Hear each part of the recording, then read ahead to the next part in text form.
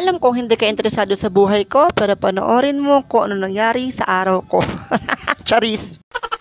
Hi guys! Magandang hapon sa inyong lahat. Dito ako ngayon sa San Antonio, San Pascual, Batangas. At kung nakikita nyo naman po, napakainit at ako ay kasalukuyang naandini sa pagupitan. Dini sa itaas ng may GUB Village sa loob ng San Antonio. Guys, kung gusto nyo magpagupit at kung init sa mga sarili nyo, this is the perfect place. Dito na kayo pumunta sa pagupitan ni Kuya Ato.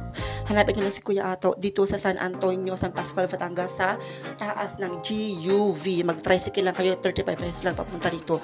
Sulit at sulit ang gupit nyo. O talaga namang sa sobrang init ng panahon ay hindi ko na ho natansya at talaga namang talaga nakapagpagupit ako, nakasugod-sugod na ako dito.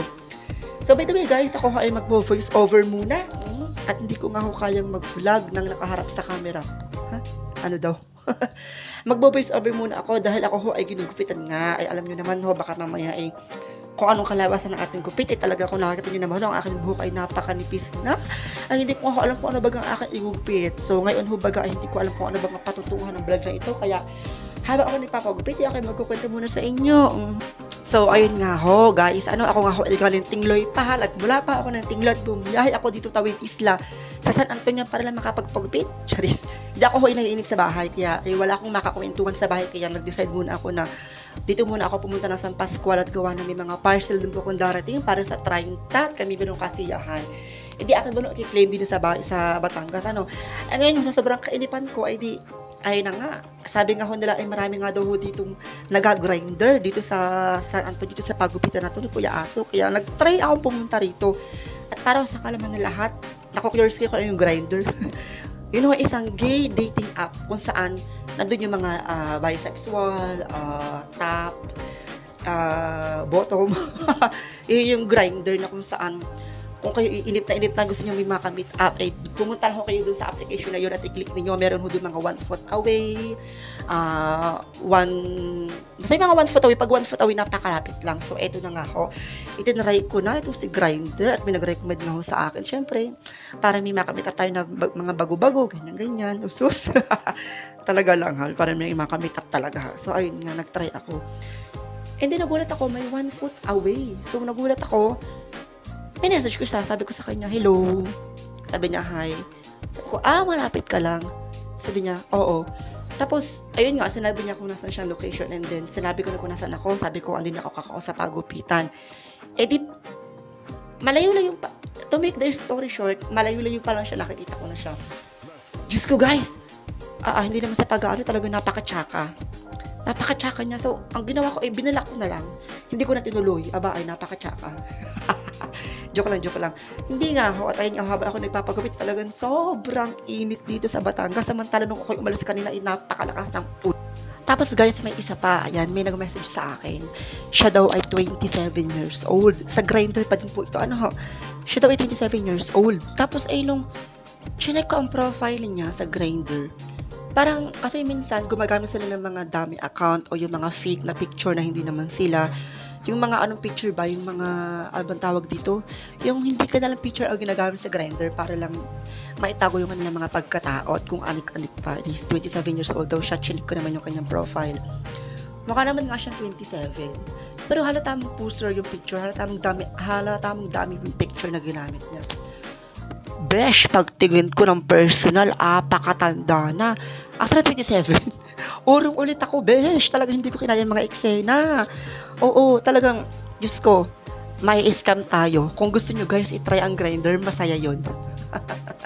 Yung mga bayola dyan, inip na sa bahay at talagang sa sobrang kainipan, try nyo gumamit ng Grindr at meron dyang mga, pag nasusuot-suot kayo mga 1 foot away, i-meet up nyo. Pero bago kayo makipag-meet up guys, ay inyo mo nang i-check ng mabuti ang profile, at baka yan alam nyo na, gusto ngayon ng mga scammer, At isa pang tip guys, kunyari, gagamit kayo ng Grindr, huwag po ninyong ilalagay ang litrato ninyo, yung totoo yung pangalan, most especially talaga yung picture nyo, huwag nyong ilalagay. Kasi baka mamaya, may makamit up kayo, tapos yung pala nakamit up nyo, kilala kayo, ay di, bok yan na. So kailangan, gagamit kayo talaga ng dami picture, o kahit anong picture, basta wag lang yung itsura nyo, wag nyo lang yung mukha ang ilalagay nyo. And most especially, wag nyo rin ilalagay ang pangalan nyo. Pwede kayo gumamit ng ibang mga pangalan, basta wag lang yung totoo yung pangalan, at saka yung totoo yung picture, para malinis, yun lang. Kayo guys, anong kwentong grinder nyo? I-comment nyo na kung anong kwento ng grinder nyo. So, ayun nga, back to the video, ayan, at ako nga ho ay nilalining nga na ang gilid. Gawa na pag ako yung nagpapagapit, talagang ang aking gilid ilagay ko na request na lagyan ng guhit. Para maiba-iba, at saka para bumagay.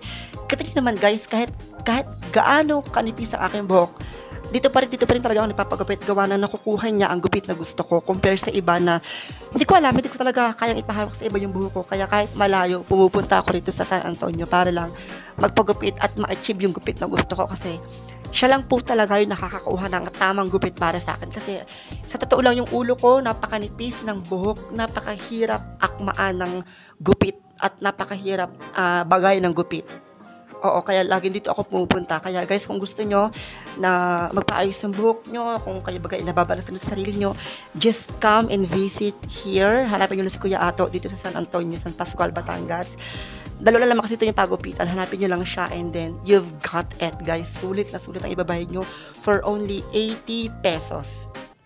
So, ayun nga guys, sana nag-enjoy kayo sa video na to kahit ito wala kakwenta-kwentang video. Tatrapan ko lang mag-voice over. So, ayan, ipapakita ko sa inyo mamaya ang final looks. Final looks, ang pangit ay.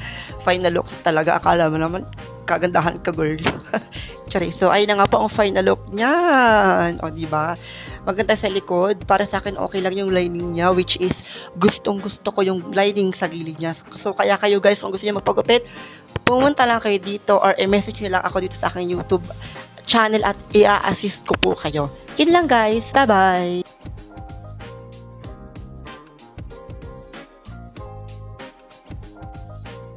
So, ayun na nga guys, pinipis-pisin na ang aking likod at ang gilid ng aking buhok. Gawa ho ng, tapos na ako magupit. O, kita nyo naman ang aking gupit. O, diga. O, pak.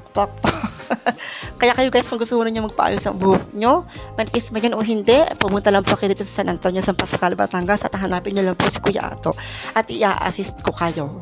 So, ayun nga ho, pak. O, kita nyo naman, pawisan pa. Talagang napakinit talaga dito sa San Pascual. Oh, final looks. Oh, diba?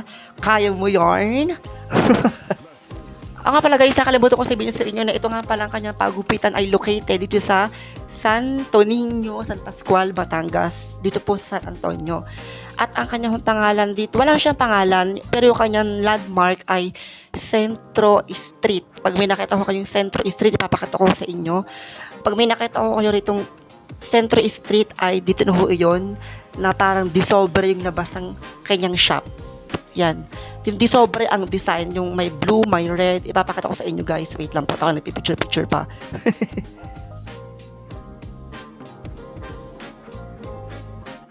Ayan, ito Centro Street. Yan ho ay Lumian, Bilyaran. Sa tapat ho niyan, located ang kanyang pagupitan. So, try nyo na guys, pumunta rito at magpagupit na kung kayo ay binabalas na. Kasi, malapit ako mag-summer, talagang tagbanas na pagkatapos ng tag-ulan. So, what are you waiting for? Come and visit na po dito sa may Centro Street sa Santo Niño, San Antonio, San Pascual, Batangas for only 80 pesos. Okay? Bye!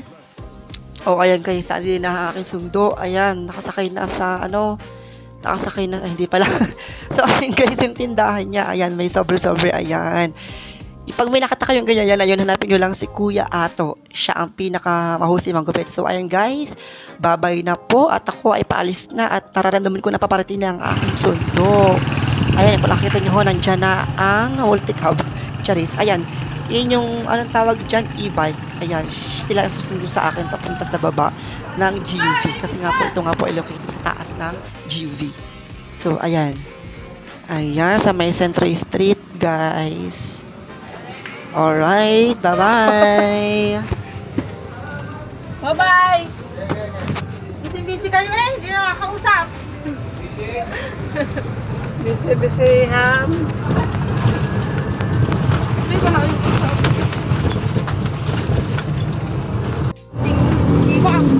Ayan, may pahabol pa, Charis. Bye-bye!